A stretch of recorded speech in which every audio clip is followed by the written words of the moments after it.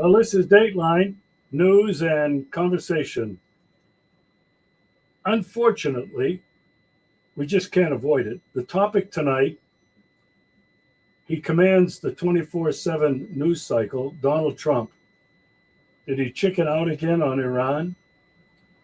Uh, you know, it was reported that in a very small meeting, he went off and said maybe we should use tactical nukes. He's really unhinged. I was at a conference yesterday, gave a talk at Levadia Palace with some 50 plus academics, professors, people from NGOs, journalists. The media was there covering it. And the talk was about war and the possibility of nuclear war. Most people there felt that nuclear war was not going to happen. I'm not so sure. But I also want to talk about the effects of what Trump is doing against Iran and what Americans are thinking when inflation is rising as well as cost on everything. And then we'll talk a little bit about war and the happy talk in the United States that Ukraine is gaining the upper hand in the special military operation in Ukraine. My guest is one of our favorites, Peter Kuznick. Peter, welcome back to the show. Hi, Regis. Every time I see you, the news only gets worse. The global situation deteriorates.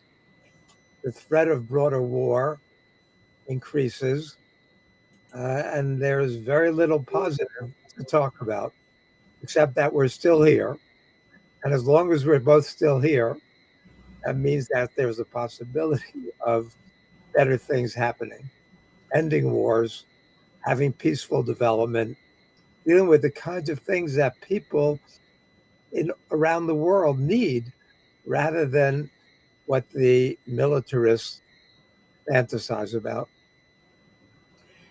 Well, I had a friend recently send me an email and said, can you not talk about a vision of a better world, the kind of a world we'd like to have, and that by thinking in this way, positive thoughts, actions will happen. And my response to that was, well, people have been dreaming about this for a long time. So have I, but it's not happening. And then I said, when you're in a war zone like I am in Crimea, we are being shelled daily. People are being killed. Transportation is being blocked. There isn't any petrol for cars. And, we're at the point where if we cannot get these truckers to cross the bridge because they're afraid of getting blown up, it's going to be a shortage of food. And so what I said to this friend of mine, I said, it's pretty hard to think of a beautiful world, a new scenario when you're getting bombed every day. Anyway, that's where we're at.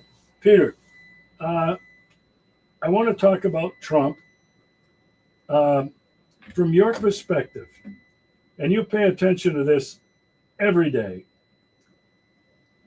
The report was that he started to bomb Iran again, then backed off, and then said the same thing, Peter, he's been saying for the last few months.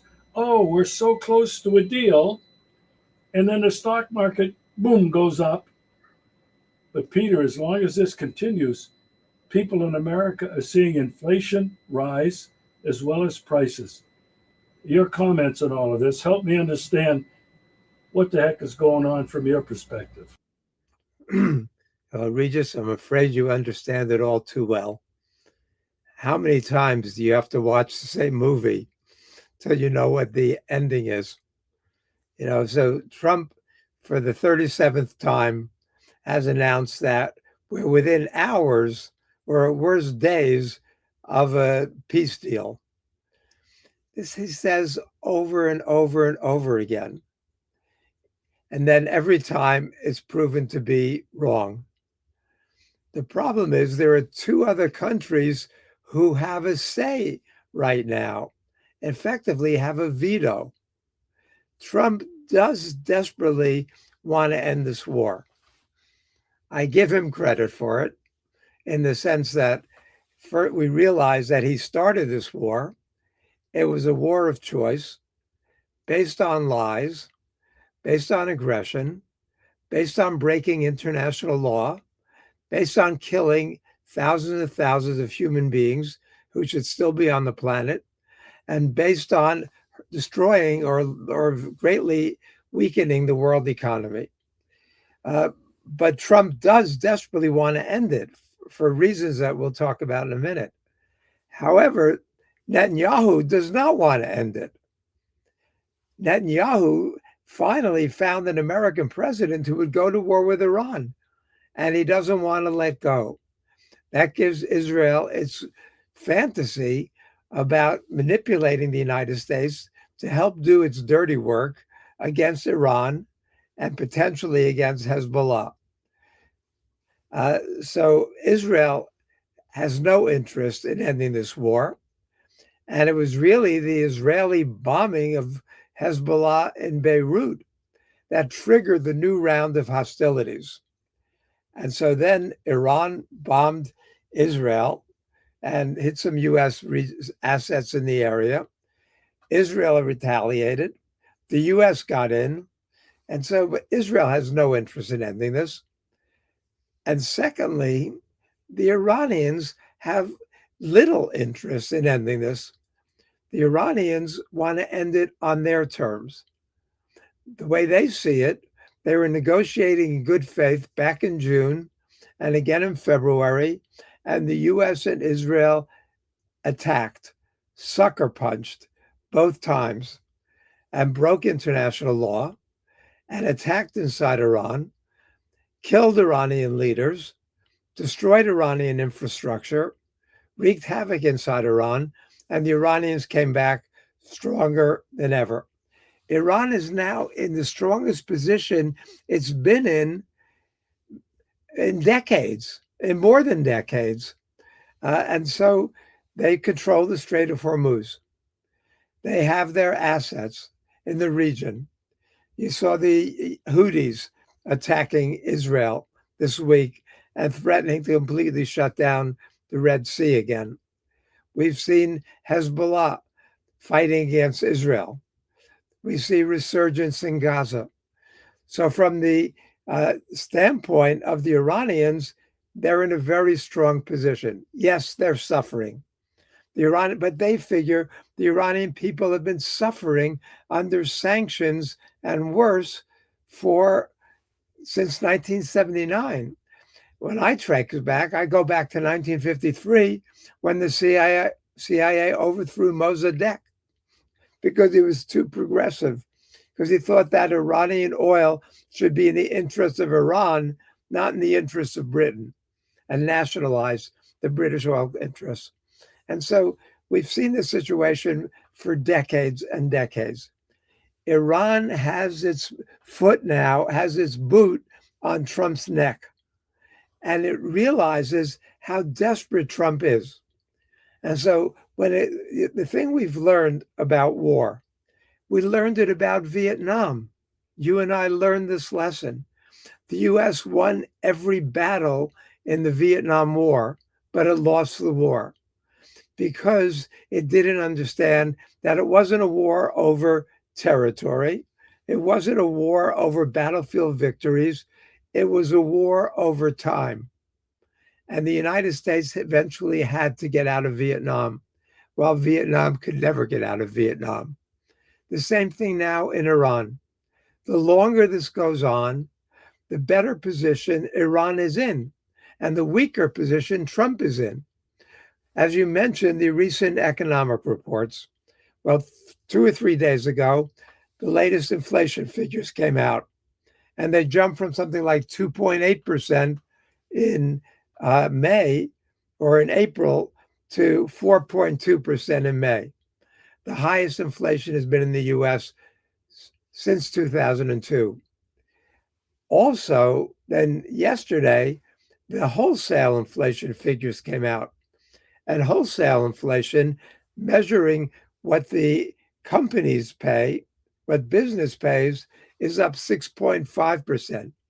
That will soon get transferred to American consumers. And so the economy in the US is shaky at best, and the American consumers are hurting and angry and tired and pessimistic about the future. On top of that, all the reports prove that the world's oil reserves are dwindling.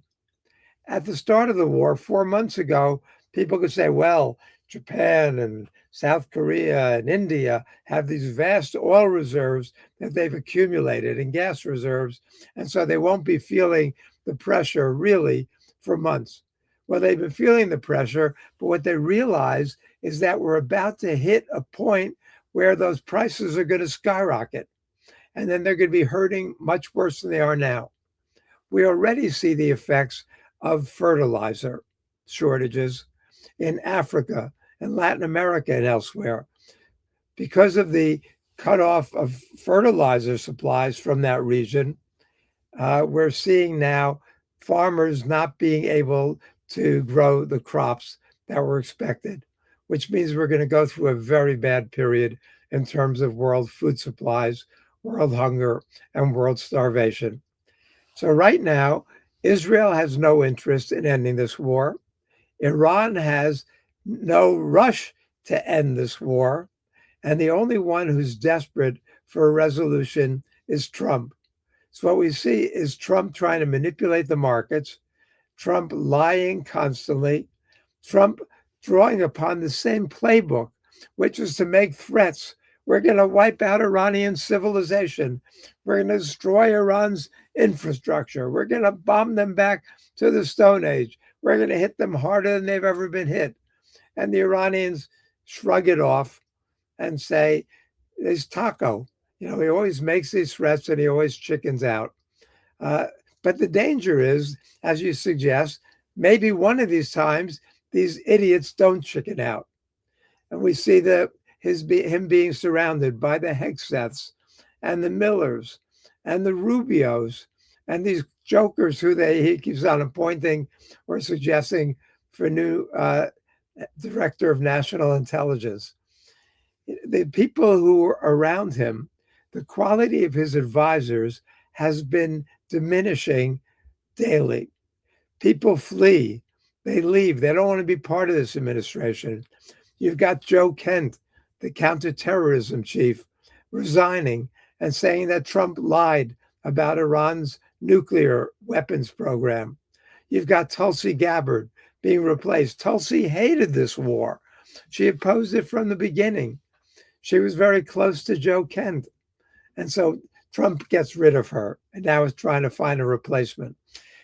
The danger is we've never seen such terrible quality leadership.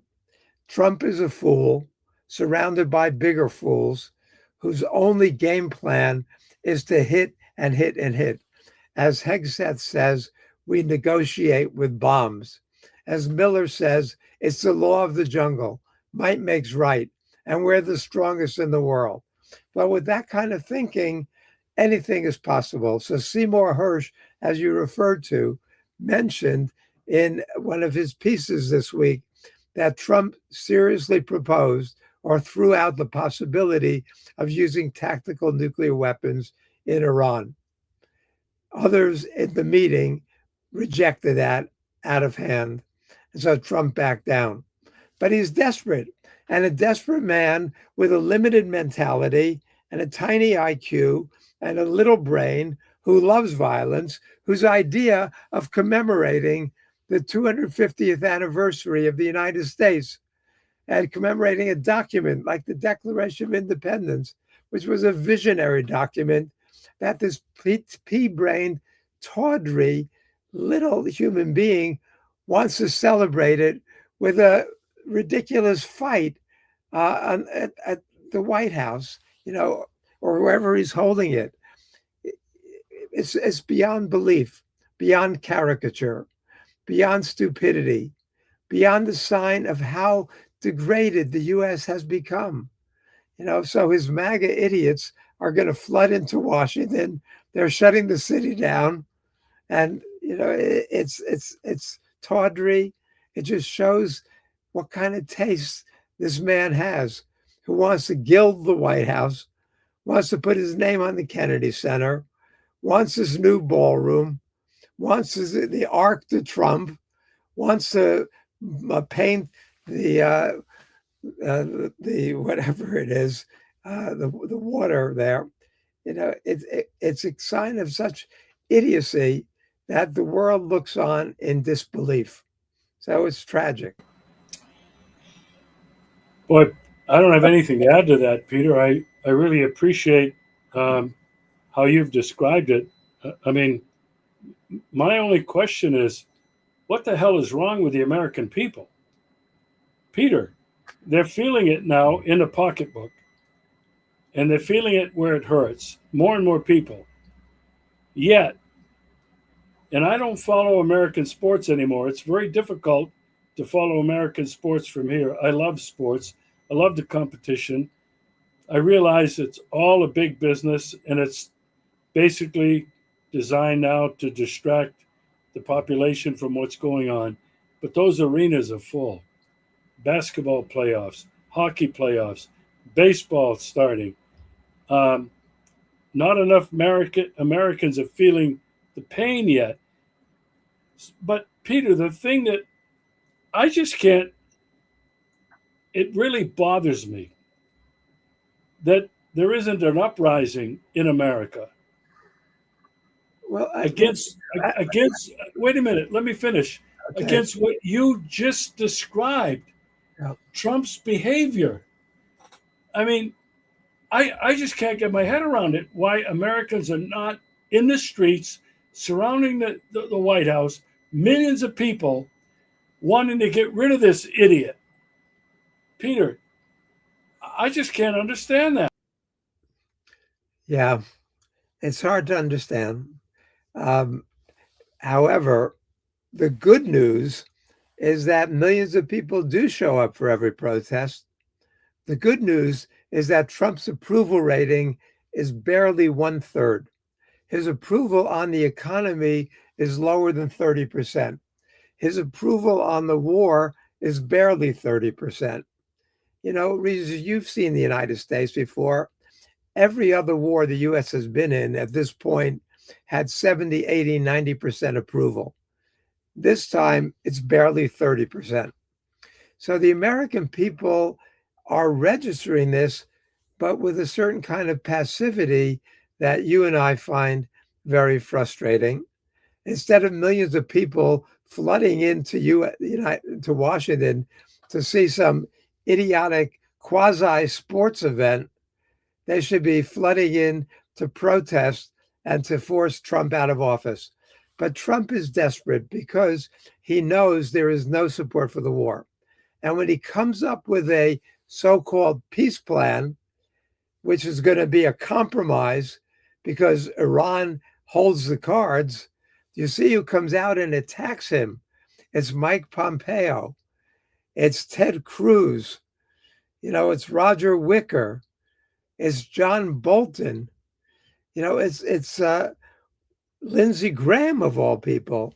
It's one of these Trump acolytes after another, these MAGA idiots, these hawks who attack Trump and say the deal he's getting is worse than what Obama came away with. And so Trump hears that. He hears the O word, Obama, worse than Obama, and Trump repudiates it and says, no, that's false news. I never talked about that. Even now, when Trump says we're hours away from a new deal, the Iranians put out what they've actually agreed to, and Trump says they're lying. They're lying. We're going to bomb them back to the Stone Age. They don't deserve. They shouldn't stop. They should stop their lying. And the false news should stop reporting it. The reality, as we know, is that Trump is perhaps the biggest liar on the face of the planet right now. In his first term, the Washington Post cataloged 30,573 lies that Trump told. Well, he's lying at a much faster pace in his second term. And so, he gets caught all the time. But as a pathological liar and as a pathological narcissist, Trump doesn't even care about getting caught over and over again. He learned from Roy Cohn and others, stay on the offensive, attack, attack, attack, deny everything, and somehow it's going to work to your benefit.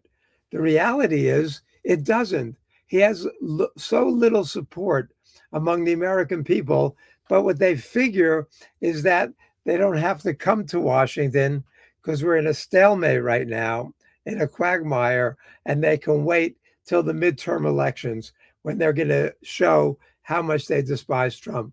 You have to remember that there have been so many off-year elections already, last year and this year, and the Democrats have prevailed in every one but one. And so Trump and his allies are desperate right now, which is why he's under so much pressure, because the Republican Party, which fears him and refuses to break with him publicly, puts pressure on him behind the scenes to change his way. And we're going to see the Republicans getting their heads handed to them, despite their cheating, despite their gerrymandering, despite their trying to rig the elections, despite Trump's idiotic lies about the California elections being stolen. When everybody who knows anything knows that even when the Republicans win, when Schwarzenegger wins in California, it takes weeks and weeks and weeks to get the results in. This is the stupid way California runs its elections. However, if you look at Louisiana, a Republican red state, it takes them longer to count the votes. And it's 1/10 the size or less of California and takes them just as long to count the votes. This is not vote fraud. Any intelligent American citizen knows that. But Trump makes the lie. He throws it out there anyway because he doesn't care about the truth at all. Wow, Peter. I want to shift now back to Iran and the closure of the Straits of Hormuz. 20% of the world's everything goes through there: gas, oil, fertilizer, food, whatever. But you mentioned briefly the Houthis are threatening to shut down the Red Sea, and even if they don't do that, just prolonging the shutdown of the Straits of Hormuz is beginning to have an effect all over the world. The disruption of the global supply chain. People in the global south probably are already feeling it more than anybody. And we're talking starvation. Yeah. We're talking the lack of fertilizer to grow food. We're talking about the lack of basic essentials that they won't get. Even if the Houthis don't shut down the Red Sea, and they want to do that to punish Israel. Peter, forget about Trump. If we go up to a higher level and look at what's happening globally, I think what we're seeing is the formation of a perfect storm. Everything that's happening, the wars in Iran, in Ukraine, the trouble that Trump is fomenting everywhere, prolonging this conflict with Iran. I don't know whether you agree, but I think we're headed for the perfect storm. It's a global economic worse than depression. I don't know. Tell me I'm crazy. No, the tragic thing is you're not crazy. We've already seen scores of millions of people plunge back into poverty. We are potentially seeing mass starvation. The global South, which was already on shaky footing, but was beginning to assert itself and reject the US domination of the world economy, has very few resources to defend itself. So we see China and we see uh, Russia, and India, where we seem to be making progress. In July, when you saw Putin and Modi holding hands and meeting with Xi Jinping, there was hope that the world would go a different direction. But what we've seen instead is a very sick militarization of the of the planet.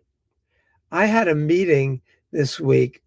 I got asked to dinner by the nuclear expert from the Chinese embassy here in Washington, D.C. You know what his biggest concern is right now? Japan either developing its own nuclear weapons or hosting U.S. nuclear weapons. Takaichi, who seems to be rejecting the 3 non-nuclear principles in Japan, is so hawkish that China is very, very alarmed. So Taiwan is still a crucial issue, which we could talk about. I was at an event last night at the Russian embassy, the Russia Day commemoration, and I talked to a lot of my Russian friends, several of whom are Russian citizens who now live in the United States. And, the world is tired of war. But what we're seeing is this crazy hawkishness everywhere. So the Europeans are trying to scare their publics into sacrificing their education, their housing, their child care, their food programs in order to spend more money on their militaries. And the idea is that Putin poses a threat to NATO. Well, maybe in some sense he does, because we see Russian officials saying that if the Baltic states and other European countries allow allow Ukraine to use their airspace to attack inside of Russia, then they are complicit in that and potentially targets. But as Putin makes clear over and over again, the last thing he wants is a war with NATO or a war with Europe. But the European leaders, we saw again the E3 this week, calling for increased European military spending in order to support Ukraine. Well, Zelensky says what they need are air defense systems. But the problem is that air defense systems are in short supply everywhere. We see now the latest, Trump talking about cutting 30% from air defense in Europe to transfer it to Iran because the United States is desperate in Iran. But we see this everywhere. Taiwan, the U.S. supplies of arms to Iran are years behind, of Taiwan are years behind, because the U.S. needs them for Ukraine and the U.S. needs them for Tehran. The problem is we don't see anybody seriously talking about looking for peaceful off-ramps. As you and I have discussed, diplomacy has become a dirty word. And so instead of seeking kind of peaceful resolution that we need in Iran, in Lebanon, in Ukraine, in Taiwan, we see all the hawks talking about increasing military spending and looking for military victories. There are no military victories anymore. Our world has changed. And we have to live with a new reality now. I see the latest Levada polling inside of Russia. In April, the latest polling says 62% of Russians want a quick end to the war in Ukraine. 27% say they want the war to continue. We see the same thing in the US. The American people want this war with Iran to end, even if it doesn't mean, if it means a defeat for the United States. We see in the middle, in Indo-Pacific, nobody wants increased military spending, but I see US military leaders like, we could name some of them, Minihan, General Minihan, warning that the US and Iran were going to be at war, the US and China be at war by 2025. I see Admiral Buchanan saying that the US has to be ready to win a three-front nuclear war against Russia, China, and North Korea, and still have enough nuclear weapons in reserve to establish global hegemony. I see this kind of thinking. I see Karganov and the hawks in Russia calling for use of tactical nuclear weapons in Ukraine. You know, we need a different kind of thinking, because what Ukraine is proving now is that even a vastly militarily superior country in this age of asymmetric warfare cannot win wars on the battlefield. Iran is proving the same thing to the United States and the world in Southwest Asia. So we need different kind of thinking and different leadership. I'm sadly not seeing it, despite the Pope Leo's efforts, despite the efforts by the United Nations. And some of the statements coming out of, I mean, I see the statements being made by Putin and Peskov and Lavrov and Ryabkov condemning the US war in Iran.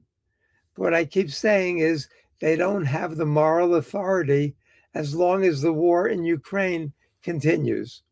What we need to see is all these wars end, and Russia and China and India and the global South and the BRICS and the SCOs and the African Union talking about alternative ways for peaceful development across the planet, peaceful green development in harmony with the environment, getting off of the fossil fuel train. You know, we're seeing, for example, in the US, pulmonologists are saying that the air is so polluted that they're seeing record number of cases of asthma and other breathing disorders because the American people, the air in this country is so polluted. And you get an idiot like Trump wanting to fund more coal production. You know, what we need is new kind of leadership with a different vision for humanity. Peter, you mentioned Pope Leo, an American from Chicago. He's a baseball fan. How can you not be if you're from Chicago? But he's a White Sox fan, which is very dubious. That's right. And so the White Sox are actually doing well this year. Yeah, Keep on waiting for them to collapse so that my Orioles get into the wild card. All of those Cubs fans now, I mean, I wonder if they're going to leave the church. No, I'm just kidding. You mentioned Pope Leo. He clearly has come out against war. He's really come out against Trump. Yes. Without even really mentioning his name, but everybody knows it. You know what the problem I have? Now, I was born and raised Catholic. I was an active Catholic priest for 14 years. I know. Educated in Rome, 4 years, my postgraduate degree in Rome. And with Pope Leo coming out so strongly against war, the Catholic bishops and cardinals in the United States have been silent. Peter, where are the Berrigans? Where are the Kathy Kellys? Where are the Martin Luther Kings? Where are all those priests and nuns and Protestant ministers and Jewish rabbis that rose up together, not only against the war in Vietnam, but to bring about a change in civil rights? Peter, they're silent. And for me, that is really disheartening. Yes. I don't know. What are your comments on that? You know, as you know, most of my relatives were killed in the Holocaust before I was born. And the lesson that I was always taught by my parents and grandparents is that silence is not only complicity, silence is evil. So, as a kid from early on, even before I was a teenager, I was active in the civil rights movement because I saw the egregious, flagrant evil of hatred and discrimination. And then the anti-war movement, and then the anti-nuclear movement. And the religious leaders, as you say, were always in the forefront. I see a handful now and then, and they're certainly not supporting Trump's lunacy or the hawkishness that we're seeing so rampant. But we're not seeing the kind of courageous leadership that we saw in the civil rights movement, that we saw in the anti-Vietnam War movement. When you go to 1982 and the anti-nuclear march in Central Park, 1 million people showed up.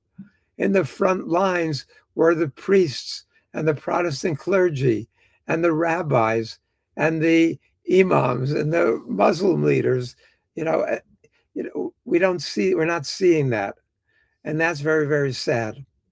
We're seeing occasionally some of the political leaders showing some courage, but one of the positive things is, again, another article in the New York Times today about AIPAC, whereas the Israel lobby used to have enormous influence in the Democratic Party. You looked at the Joe Bidens, how much money they were getting from AIPAC. Now it's 80% of the Democrats condemn Israel, condemn AIPAC, refuse to take money from AIPAC, and deplore what's going on in Gaza. I see it with these students. That's the burning moral issue for this generation. The horrors that Israel is inflicting on Gaza, in Lebanon, and elsewhere. But it's got to be broader than that. And they're also very critical of the U.S. role in supporting Israel and arming Israel and defending Israel diplomatically for these outrages. That's very different than Israel than the Israel I grew up with. Where now, instead of being a moral voice in the world, Israel has become a pariah. Israel is, many of these leaders in Israel are outright fascists. This is unheard of for the Jewish community in the United States. And I'm glad to see the condemnation of Israel, not as a country that doesn't have a right to exist, but as a country that needs to play a positive role in raising standards of living peacefully throughout the region. You mentioned a couple of things that I want to comment on. First of all, you said that silence is evil. And a great American Jesuit priest, Father John Deere, has been passionate about following Jesus' example of peaceful, nonviolent resistance. And he said, I videotaped a day-long conference that he gave in I think it was 2018 or 2019, in Maine. And he basically said, silence or extinction. Take your choice. So I just wanted to put an exclamation point on what you said about that.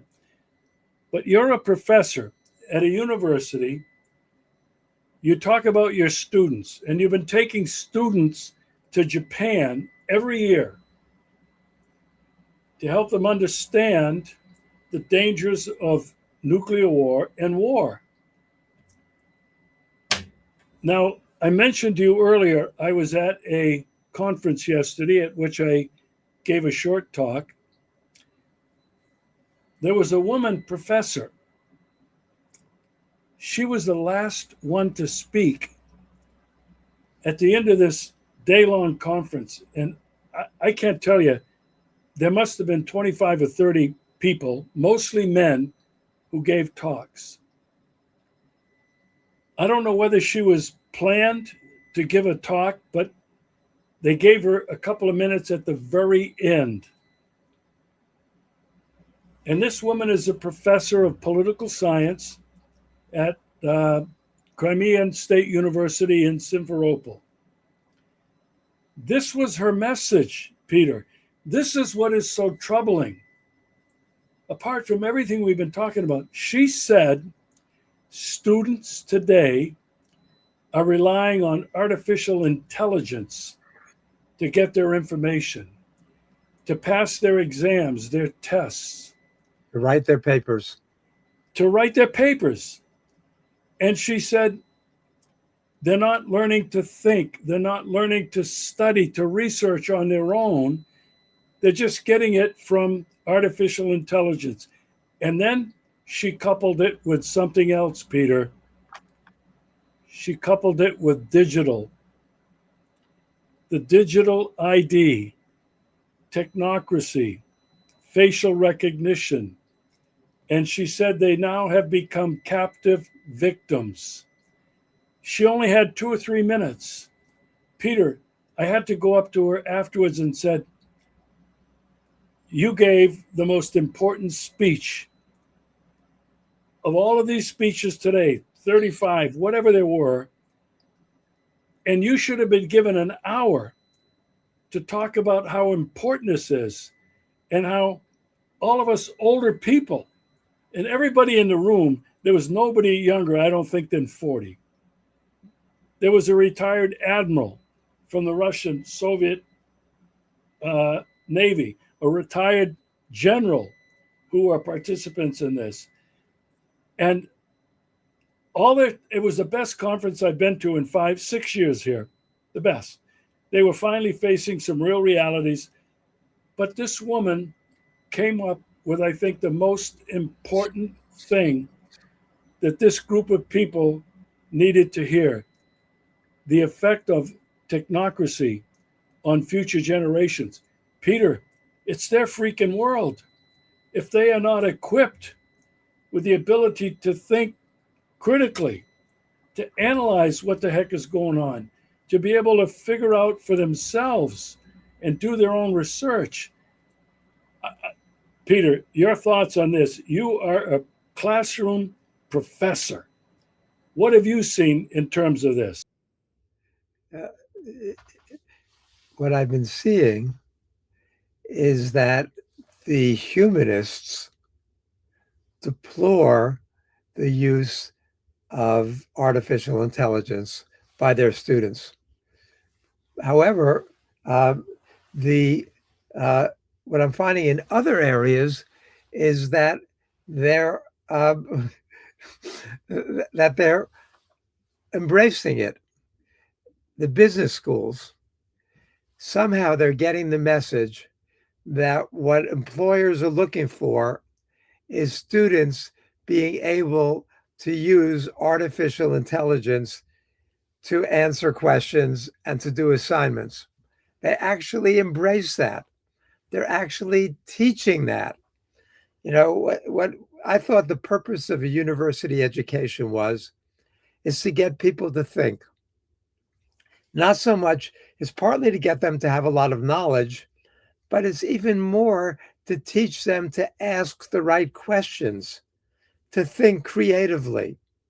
And what I'm finding more and more is that some of the lazy students, even in my classes, Although I try to make that impossible by the kinds of assignments and by making them excited about learning. That's what I see. For example, I see universities selling themselves not based upon the excitement of learning when you're a student, but based upon the prospects for making more money in the outside world after you graduate. I see universities selling themselves based upon how much money their graduates make after they get out of the schools. To me, this is the wrong message. What I convey to my students is not only the social importance of the knowledge they're gaining to make a better world, but the excitement of learning. The one time in their lives when they're going to have the opportunity to really devote themselves to learning.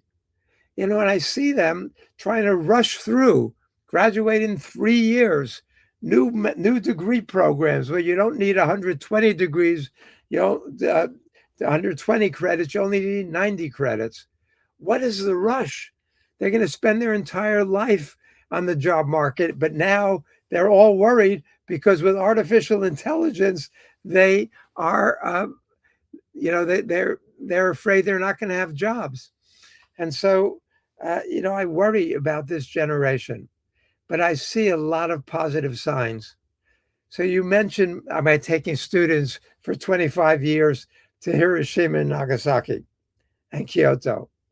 Well, I'm going in July because I've been asked to keynote an international peace conference in Nagasaki at the end of July.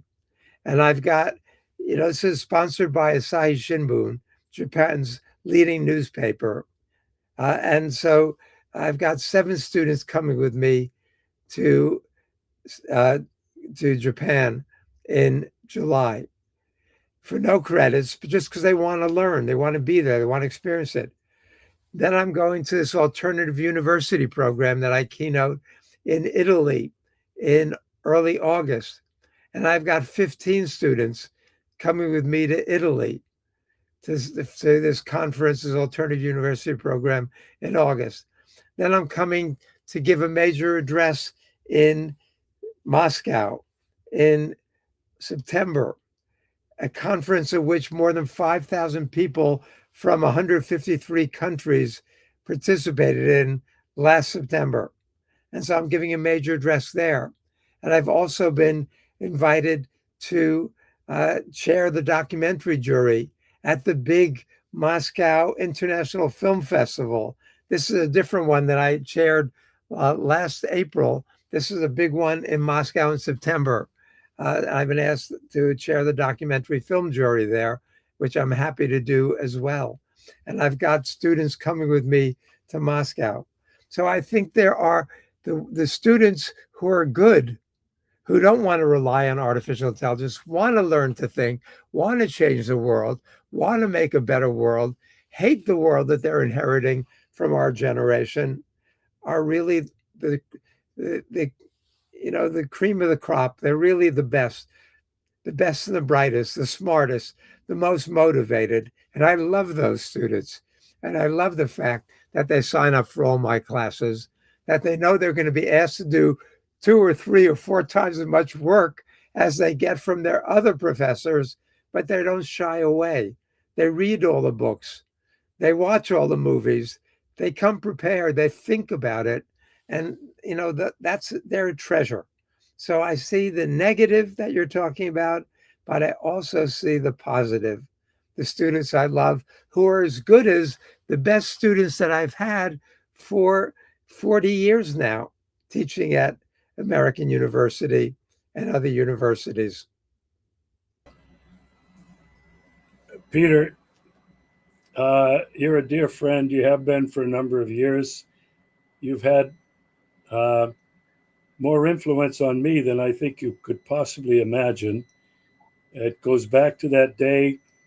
It was way back in 2012 or 13 at American University, where you introduced me to Oliver Stone, and where you, the following day, allowed me to interview you. It's been used many times and it's in my film. So I'm very grateful to you for that. And that is what led me to my life radically being changed. Uh, I became a radical activist protester against the United States government, United States history, the real history of the United States. Your work you did with Oliver Stone on the untold history of the United States deeply, deeply affected me, uh, gave me so much content uh, that shaped the rest of my life. So I'm grateful to you for that. But I also want to tell you this, Peter, before we finish, and I want the people in this audience who are familiar with you and who are watching this, I want to thank you for those 40 years of dedication you have given to students, classroom students, kids who have attended American University, kids who traveled with you to Japan, who are traveling with you to Italy, who are traveling with you to Russia. I have so much respect for you, Peter, as a professor of higher education, with the commitment you've made to get students to love learning, to explore, to ask questions, to discover, and Peter, to travel with you. Peter, you're one of my heroes.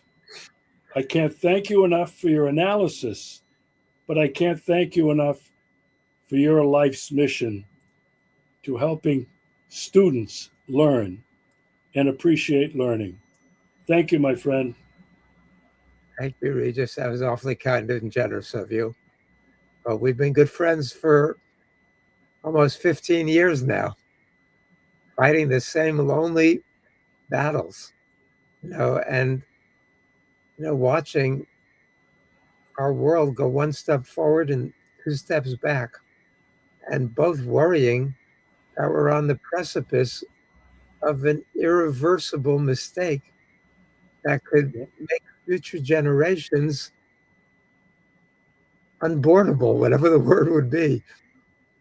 As long as there's a future, it might not be the world you and I want to see for the next 10 years, 100 years, 1,000 years.